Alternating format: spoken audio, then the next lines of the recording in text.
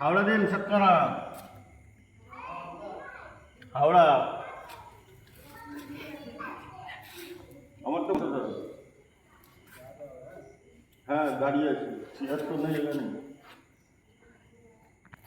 তো আমরা সবাই যাচ্ছি এখন দীঘা।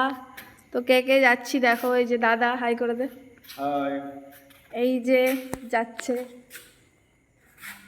হাই করে দাও। আরও সবাই যাচ্ছে, চলো দেখাই। পুজোর রেস লোকের কাটতে পারিনি আর আমরা চলে যাচ্ছি দীঘা। তো এই যে সবাই হাই করে দে বনি। এই যে দিদি, এই যে বৌদি, এই যে জেনি বিড়াল, এই যে বাবু, বাবুরা হাই করে দাও।